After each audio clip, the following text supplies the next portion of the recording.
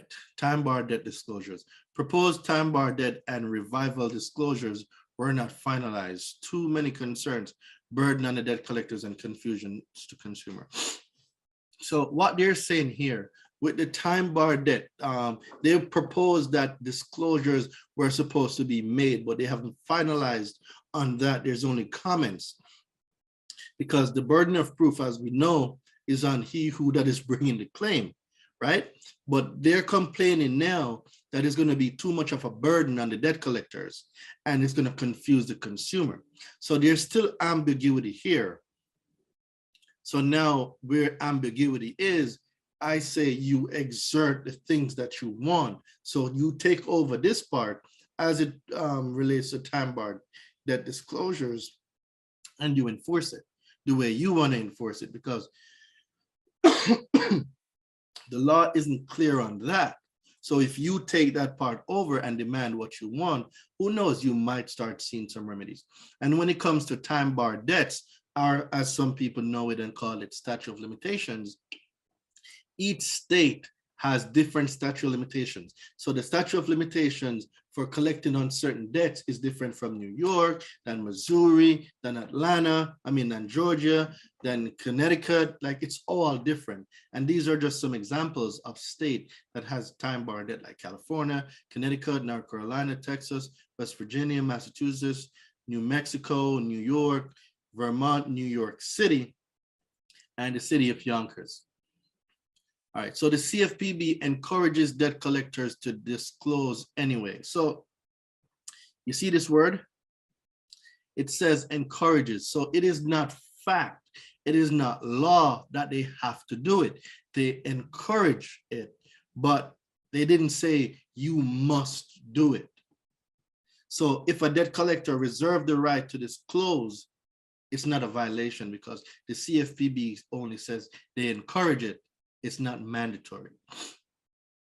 But in many circumstances, disclosures can effectively cure the potential deception associated with the collection of time bar debt, which is absolutely true. Because let's say you're coming up on, let's say a credit card debt and you're in the state of New York and it's 6 years, and then you're at 5 years, 300 days, and a debt collector just popped out of nowhere and they threaten you with legal action. We're going to bring you to court, all of that stuff to start over the statute of limitation. But not only that, in their deceptive correspondence, you now went ahead to pay that alleged debt.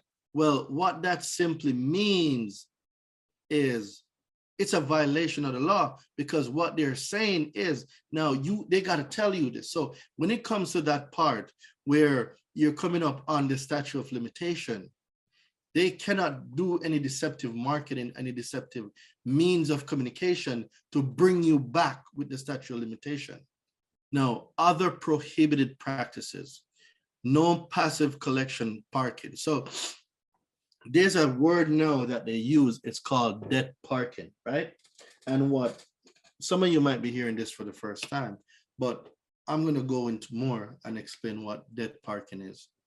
So they can't, this is law now, this is law. And this is going to change the game. And let me show you, when I read this, I was like, no, they did not. I'm gonna drop a huge gem. I'm gonna drop a whole diamond right now. No passive collection. All right, we know that. Can't report a debt to credit reporting agencies. So NCLC have credit reporting agencies. It's not credit reporting agency. This is consumer. And we need to get into the habit, consumer reporting agencies, of using the correct word, right? So can't report a debt to consumer reporting agencies before, listen to words coming out of my mouth right now. Can't report a debt to a consumer reporting agency before first contacting the consumer. Do y'all understand what Congress just did? What if a collector sends to a consumer and after no notice of undeliverability in 14 days, reports to the CRAs, but then on the 15th day, they return as undeliverable. So this part is very important. So the law gives them 14 days, right? So if you receive the mail, you must send it back within that time frame. If it gets delivered to them on the 15th day, well, they're in compliance. So everything you're doing must be done in the 14-day window. Because on the 15th day, there's a rule called the safe harbor rule, which now protects them, and they're able to put it on the consumer report. Because Congress said if they didn't get the undeliverability in 14 days, then they can assume now that the consumer received the notice or the correspondence. So on the 15th day, they can now put it on the report. So it's important that y'all are, and you're telling your clients that y'all need to be on top of your mail, because when these things come in, you got to send it right back. Because if it hits the 15th day and they didn't get the undeliverability, then they can put it on there. That's a caveat to that. All right, credit reporting parking rule continued.